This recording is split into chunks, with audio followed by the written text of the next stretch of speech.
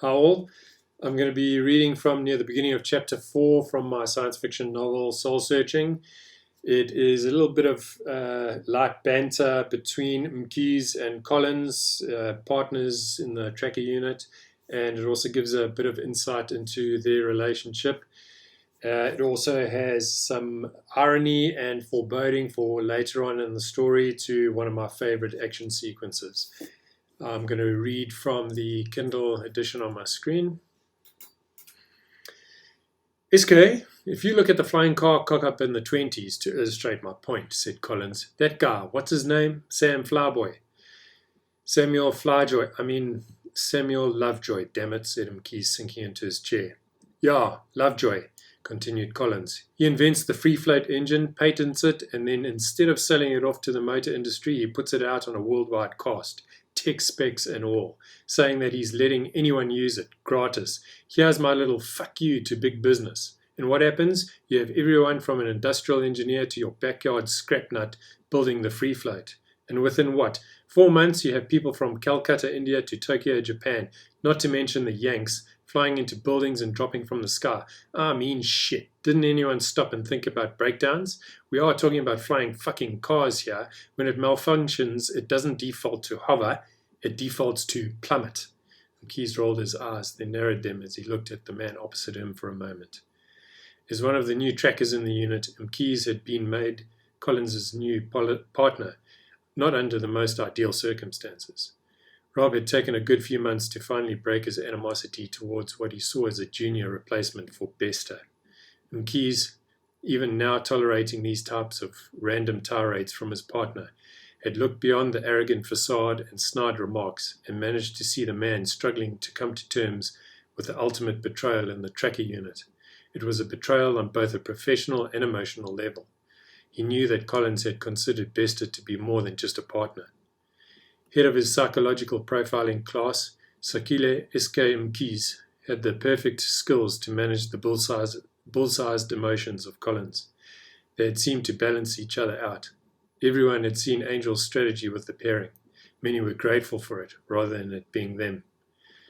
The shift in Collins had come after Mkhize's wedding to his high school sweetheart. A traditional Zulu wedding, a primal celebration of sound, color, and ancestors, was something that Sakile held dear to his heart. Even in this modern age, he felt the need to wed in the tradition of his parents and their parents before him. He had invited Rob to see and experience the visceral beauty for himself. And he had. Mkhize had seen the tears flow from his strong, rigid partner as he watched the cow being slaughtered on the patch of bare, red earth. The blood mixed with the milk had been passed around, still warm in the traditional ceramic pot. Things had seemed to quieten within Collins after that day. Iske, you can't just pull over to the side of a skyscraper to fix a flat, said Collins, waving his arms. No, you have vehicles falling out of the sky. That's what you have. I don't care if you come from Texas. Those are big-ass hailstones, if you ask me. Then it still takes 2 months to enforce a global ban on producing the free floaters. What the hell is your point? Mkhize rubbed his face with frustration. What's this got to do with society as a whole, Rob? We are talking about a car show here, aren't we? Kabazela, he intoned Mkhize's clan name. Come on. It shows that the public in general is inherently stupid.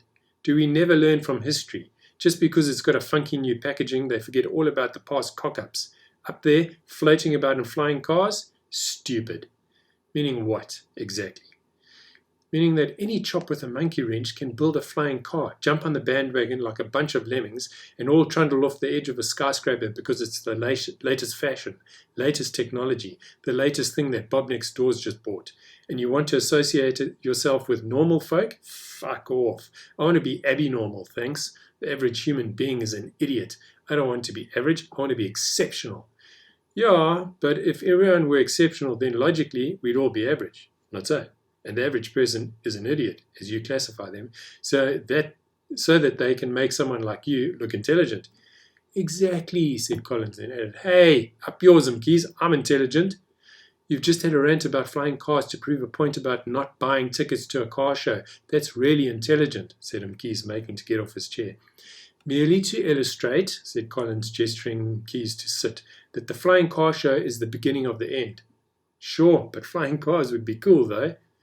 Can I please rest my case on that, Jem? Cool? Cool is someone accidentally parking their car on your roof at 2 in the morning. Hey, Banks, Mkhize called to Frank. What do you think about flying cars? Flying cars, bro, Frank said, rubbing his hands together enthusiastically. Are you and Anelia going Sunday? So many ways to pull chicks, Mkhize laughed. If I was single... Chicks, whined Collins. Shit. This squad is one area they would have to skip when they handed out flying cars, you morons. What's your pluck, Rob? Said Frank.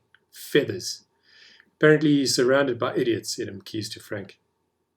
Who you surround yourself with says a lot about a man, Collins. Go fly a free floater kite, Banks.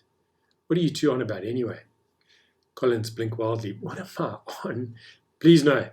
Mkhize put up a hand. I'll give you the short version. Thanks. Shit. I don't want to go through that again. Basically, Collins and I were talking about how the media and the public are handling the ventriloquist case. Then he insisted on bringing flying cars in as an analogy. Collins stepped closer to Frank. It's just that you have all the details of how to kill someone broadcast in everyone's living room. Car, headsets, no age restriction. And then you have the disgruntled youth taking it on because their parents abhor it. So they in turn make it cool. That's a good point, said Frank, taking a step back. Ah, that's one less moron in the world, said Collins to the ceiling. Intelligent people breathe a sigh of relief. An awkward silence fell over them as they became aware of the room around them. So, where are we at with this freak show? Said Collins. They looked over at the screen filling the far wall of the room. Angel's trying to get some more details before he debriefs us on the next phase of the investigation, said Frank. Hope you enjoyed that, and get a copy of Soul Searching and enjoy the action sequence that comes later.